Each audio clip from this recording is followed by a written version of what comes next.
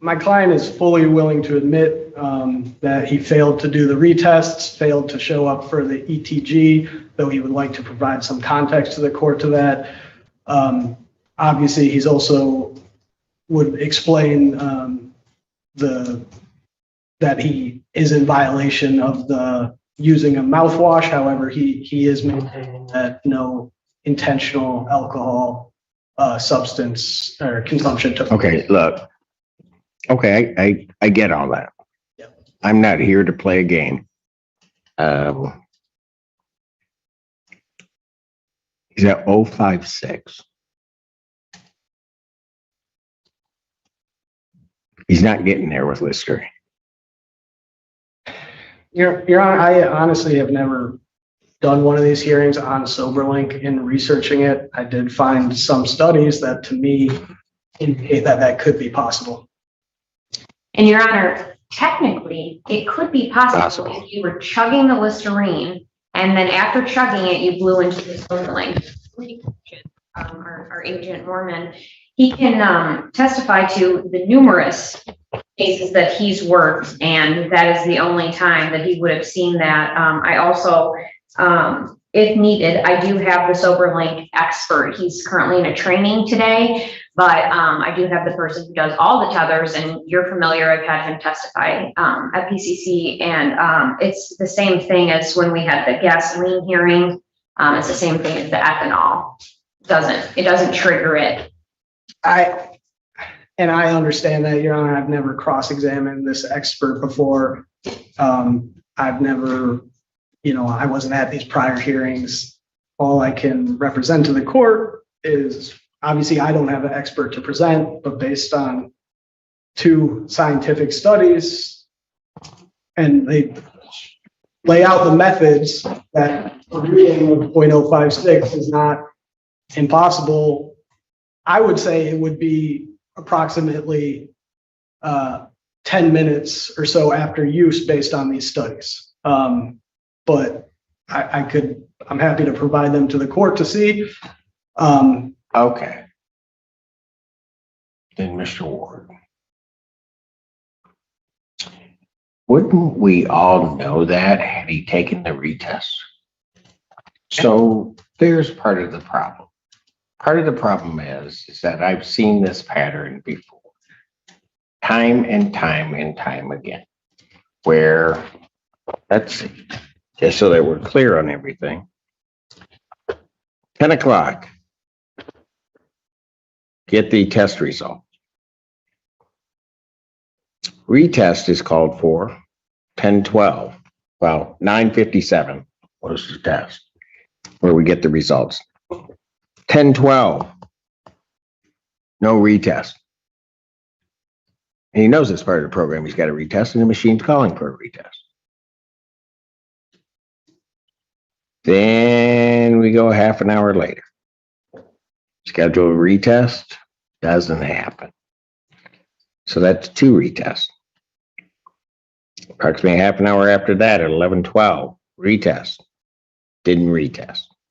11:42, retest, didn't retest.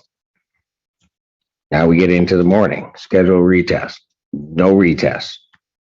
11:40 or 12:42 a.m. schedule a retest, didn't do that.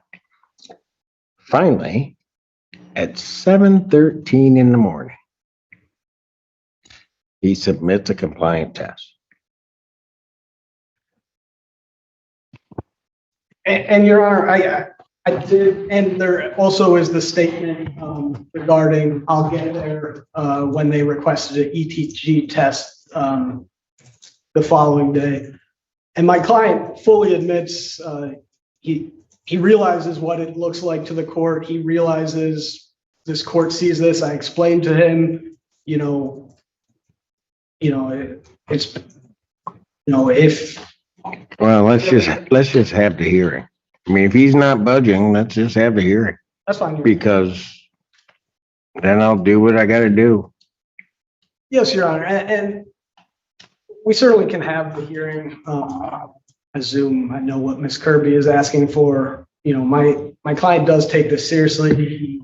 is a veteran. He has engaged in substance abuse treatment in the past through the VA. Is definitely willing to continue to do treatment. And I'm happy to help assist him in locating treatment. He understands the extreme loss of accountability to the court in what happened. He would be requesting to switch to the scram monitor if the court was willing. So obviously we're willing to admit the lack of accountability, the lack of retests. No. Yeah, you can admit what you want, and I don't think you get to pick and choose. I understand. So if what we want to do, if we want to have the hearing, we'll have the hearing. I mean, I think it gets worse from my standpoint, and I would presume from yours. If I go through this hearing and I make a determination based upon what is being submitted to the court, that not only in terms of what happened, but that then somebody's lying to me. Because that person, I would believe out of the get-go, is not amenable to treatment. And I'm presuming, Mr. Ward, you've explained that to your client. I have, Your Honor. If you want another opportunity to explain it, now that we're all looking at each other face to face, I will give you that opportunity. Otherwise, we might as well just start taking the testimony. If Your Honor would grant brief recess to discuss further. Go ahead.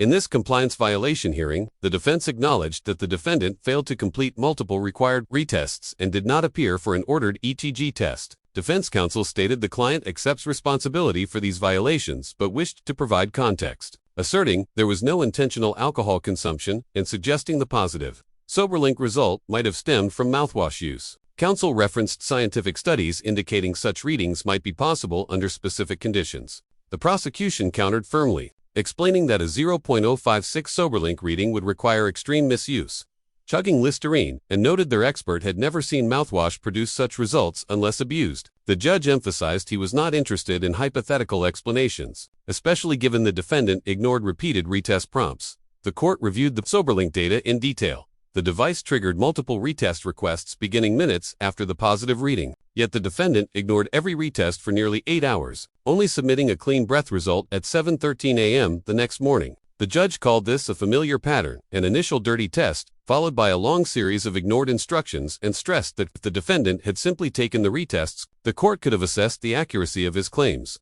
Instead, the pattern suggested deliberate avoidance. Defense counsel attempted to mitigate, highlighting the client's military service, prior participation in VA treatment programs, and willingness to engage in substance abuse treatment. He requested a shift from SoberLink to a SCRAM monitor as an alternative, but the judge warned that selectively admitting violations while denying alcohol use would not work. If the court held a full evidentiary hearing and determined the defendant was lying, it would indicate he is not suitable for treatment-based supervision. Recognizing the seriousness of the situation, defense counsel requested a brief recess to confer privately with his client. The judge granted the request, noting that the defendant should fully understand the consequences before proceeding, either accept full responsibility or move into a contested hearing that could result in significantly harsher outcomes. For more information, like and subscribe my channel.